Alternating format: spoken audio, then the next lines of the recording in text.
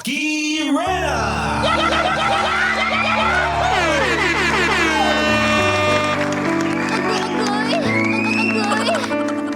Maki Alam! Maki Alam! 91.5 Win Radio. Halo, halo. Halo kayo, Ube, mga marikoy, parikoy, mga kapitbahay ko, mga certified pakilamero at pakilamera. Oy!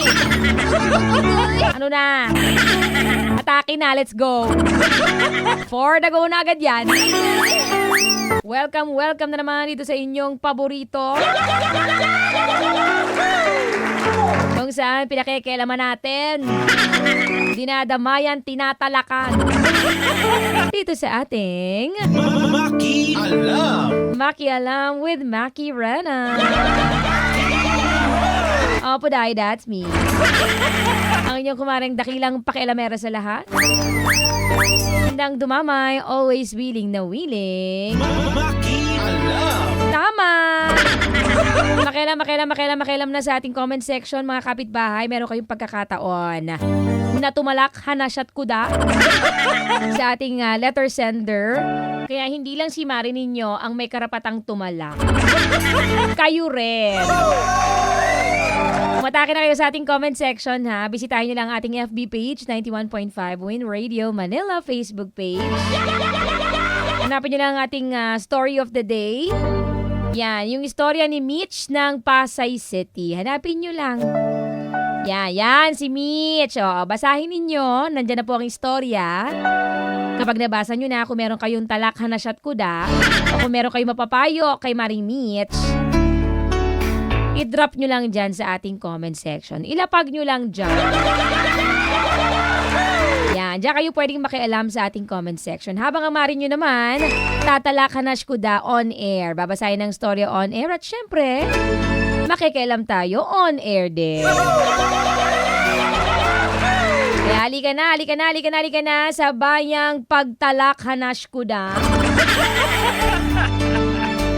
Dito pa rin sa Makialam. Tayo na't pakinggan at makialam sa pinagdaraanan ni Mitch ng Pasay City. Maki Alam! Maki Alam!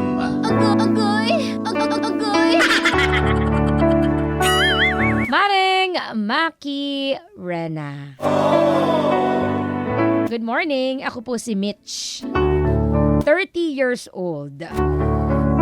Isa po akong housewife. Maring Maki, buntis ako ngayon at naglilihi. Congratulations. Kaya lang, hindi ito sa mister ko. Ang pinagbubuntis ko ngayon, gawa namin ito ng kapitbahay kong cute at baget.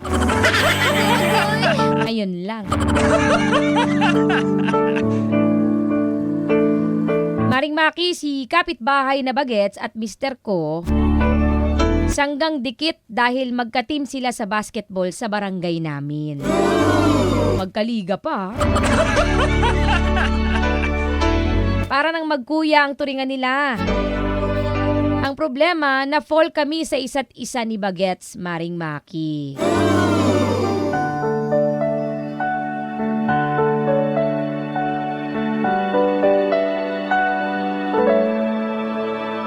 Nangyari ang lahat ng iyon dahil sa madalas din kasi nilang pag-inom-inom ng mister ko dito sa bahay namin. Hanggang sa nag-umpisa sa palitan ng chat at ayun na nga.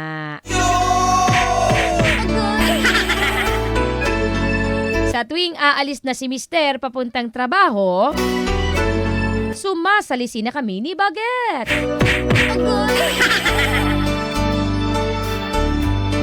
Hanggang sa ito nga, hindi kami nakapag-ingat. Sir! Nabuntis ako ni Bagets. Sir! Ang problema ko, 4 na buwan na kaming walang kontak sa kama ni mister. Grabe yung 4 na buwan. Tapos ito, buntis ako. Paano ko naman ito ipapaliwanag? Natatakot ako sa mga mangyayari, Maring Maki.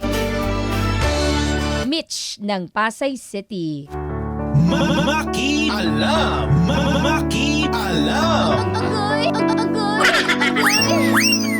O, di ba ngayon natatakot ka? Nakakaloka ka?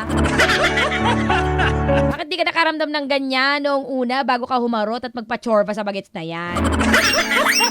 Tapos ngayon nabuntis ka, nang wala sa oras, ayan, natatakot ka ngayon.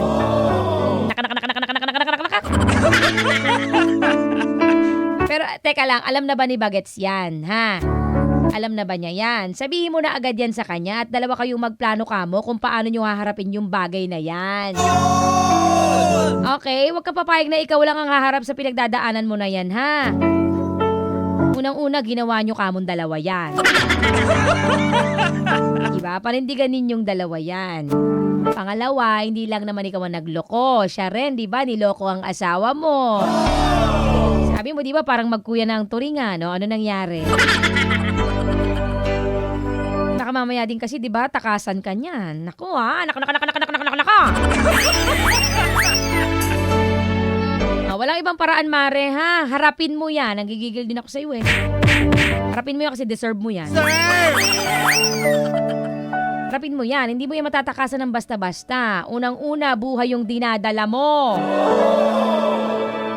Pangalawa, niloko mo ang asawa mo, di ba? Niloko ninyong dalawa. Hindi ko ma-imagine ang magiging reaksyon ng mister mo kapag nalaman niya na yung tinuturing niyang kapatid nakipagkabit sa asawa niya. Aloka. Kaya harapin niyo yan ni Bagets, ha? Aminin ninyo sa mister mo kahit alam kong napakahirap gawin yan. Wala naman ibang paraan dyan, eh. Diba? Malalaman din naman yan. Ano ka, hunghang? Hindi malalaman yan. Ano yan? Pigsa? Kahit napakahirap, aminin nyo sa mister mo, ha? Tanggapin nyo na nagkamali kayo, humingi kayo ng kapatawaran. O kung hindi man maibigay sa inyo yung kapatawaran na yun na hindi nyo naman deserve,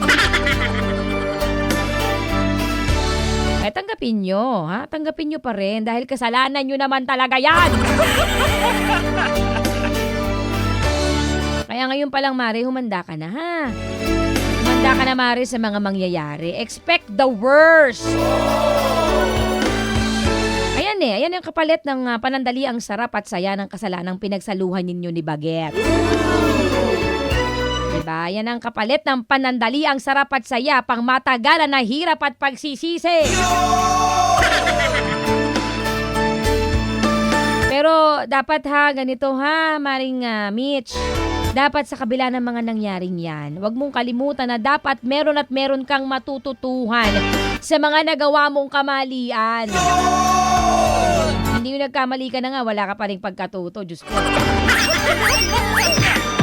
Ewan ko na lang talaga kung di ka pa matuto sa nangyaring yan. Magtino na kayo, ha? Magtino ka na, Maring Mitch. Lalo pa yan, magkakaanak ka na. Pakiayos po, pakiayos sa mga desisyon sa buhay. Nakakaloka. Hindi porke masaya, hindi porke masarap, tama na. Kadalasan yung masaya, masarap, yun pa yung mali. Diba? Kaya pakaisiping mabuti, ha, ang mga gagawin sa buhay, okay? Dahil panghabang buhay yan. Tingnan mo, may anak ka na. Yun lamang madadami ko sa iyo, Maring Mitch ng Pasay City. Mga kapitbahay, meron ba kayong talakhanas kuda? Alay, 4 na go na dyan. 4 na go na sa ating comment section, 91.5 Win Radio Manila Facebook page. Hanapin ninyo ang ating post, yung istorya ni Mitch ng Pasay City. Makialam sa comment section. At syempre, para naman sa ating mga kapitbahay na may pinagdaraan na din sa buhay, gustong mapakialaman din, matalakan, mahanasyan, kudaan ng inyong kumaring Makirena. Abay, willing na willing naman ako. Maki makialam dyan. Mag-message ka lang ng iyong storya sa ating FB page, 91.5 Win Radio Manila Facebook page. Or sa aking FB page, rumekta ka na dyan, DJ Makirena on Facebook, Makirena. Mag-follow ka lang at mag-message ng inyong mga storya. At malay mo, ikaw na ang ma-feature dito sa Maki Alam with Makirena. Bongga mo dyan. Muli, ito ang Maki Alam with Makirena. Maki Alam. Dito pa rin sa 91.5 Win Radio.